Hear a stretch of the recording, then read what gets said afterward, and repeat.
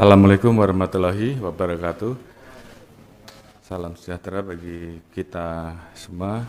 Shalom, Om Swastiastu, Namo Buddhaya, salam kebajikan. Yang saya hormati rekan-rekan media, hari ini saya akan menyampaikan rilis terkait dengan perkembangan terkini terkait dengan peristiwa pembakaran, pengrusakan dan juga bentrok antar karyawan yang terjadi di PT GNI Morowali Utama. Jadi perlu saya sampaikan kepada rekan-rekan bahwa kami dari pihak kepolisian tentunya menyampaikan bela sungkawa sedalam-dalamnya kepada seluruh keluarga korban terkait dengan peristiwa bentrok yang terjadi. Bentrokan yang terjadi di perusahaan smelter GNI ini dipicu karena adanya provokasi yang muncul karena ada ajakan mogok kerja dan ada beberapa peristiwa yang terkait dengan masalah industrial yang saat itu sedang dirundingkan. Dan kemudian muncul viral seolah-olah telah terjadi pemukulan oleh TKA terhadap TKI. Sehingga inilah yang kemudian memunculkan pengaruh, provokasi, dan kemudian mengakibatkan terjadinya penyerangan. Saat ini kegiatan terkait dengan peristiwa tersebut sudah bisa diatasi oleh kepolisian. Beberapa pelaku pengerusakan saat ini sudah diamankan, kurang lebih ada 71 yang telah diamankan dan 17 orang saat ini sudah ditetapkan sebagai tersangka. Dan saat ini personil pengamanan baik dari TNI dan Polri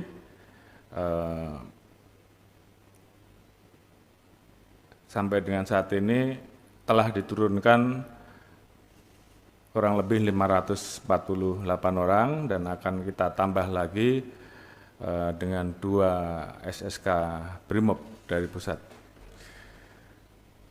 Berdasarkan info terakhir bahwa perusahaan smelter GNI akan memulai kegiatan operasionalnya kembali besok pagi.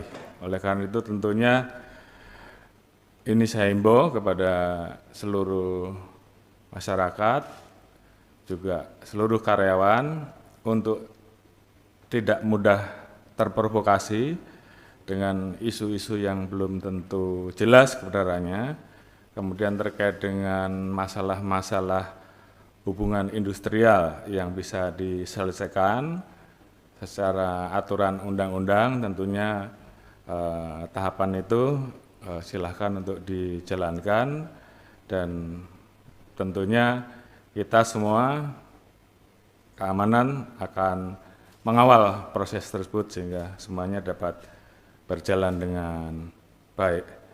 Dan tentunya kepolisian akan menindak tegas terhadap pelaku-pelaku pengerusakan, terhadap pelaku-pelaku anarkis,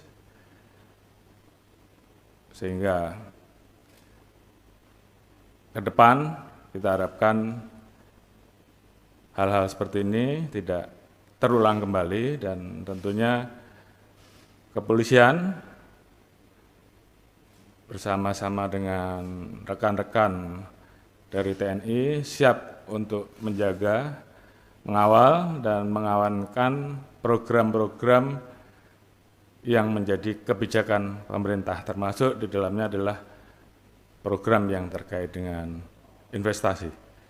Saya kira itu yang bisa saya sampaikan, dan terima kasih atas perhatian dari rekan-rekan, dan tentunya Polri di-backup oleh TNI siap untuk mengawalkan dan mengamankan agar situasi bisa bertahan dan kondusif. Demikian, terima kasih.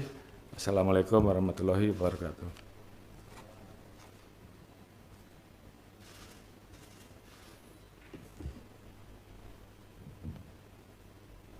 Izin Pak Kapolri bertanya, Fajar dari Tempo. Pertanyaan pertama, artinya informasi kalau WNA yang lebih dahulu menganiaya WNI itu apakah bisa dipastikan itu tidak benar, termasuk ada informasi penjarahan. Apakah penjarahan ini juga menyasar, katanya asrama putri dari karyawan itu, apakah juga menyasar asrama putri dari TKA atau dari TKI-nya gitu.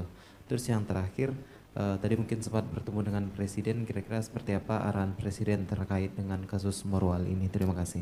Baik, terima kasih. Jadi peristiwa yang terjadi awalnya adalah ada ajakan mogok dari karyawan yang kemudian di situ menimbulkan pro dan kontra. Dan kemudian ada upaya pemaksaan sehingga kemudian disitulah ditolak dan kemudian diviralkan dan diprovokasi bahwa terjadi pemukulan dari TKA terhadap TKI. Mungkin perlu saya jelaskan kepada rekan-rekan juga bahwa di sana saat ini bekerja kurang lebih 1.300 TKA dengan kemampuan, jadi memiliki skill, dan ada 11.000 TKI yang juga bekerja di lokasi tersebut. Dan ke depan TKI akan bertambah menjadi 30.000. Jadi tentunya tugas TKA di situ selain tentunya menangani hal-hal yang memang bersifat sangat teknis, juga melakukan transfer knowledge terhadap TKI yang ada. Karena di situ juga kita lihat didirikan politeknik untuk melaksanakan atau memberikan transfer knowledge kepada TKI Indonesia. Jadi terkait dengan isu provokasi yang ada, ini saya luruskan bahwa peristiwa sebenarnya tidak seperti itu. Oke, terima kasih.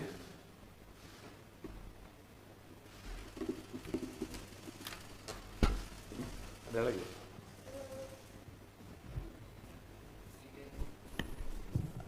Ya Pak, Andira dari Situday. Tadi dari keterangan Pak Kapolri besok akan mulai beraktivitas kembali di pabriknya. Nah, parameternya seperti apa sih Pak dari kepolisian untuk menentukan kalau kapan di pabrik ini bisa dimulai lagi kegiatannya? Baik, sesudah jadi kejadian ini. Oke, terima kasih. Jadi keputusan untuk beroperasi kembali ini diputuskan oleh perusahaan setelah melihat bahwa dari sisi pengamanan yang kita siapkan semuanya mendukung untuk kegiatan tersebut bisa beroperasional kembali, dan saya kira ini juga menjadi bagian dari komitmen kami untuk memastikan bahwa operasional dari perusahaan, informal dari industri tersebut bisa berjalan, dan Polri dibantu TNI siap untuk mengawal dan mengamankan. Karena ini juga tentunya berdampak kepada tenaga kerja Indonesia yang juga bekerja di situ. Dan tentunya produk dari kegiatan smelter ini tentunya kan juga memiliki nilai tambah bagi negara, khususnya dalam hal penambahan devisa terkait dengan program hilirisasi industri. Oke, terima kasih. Cukup?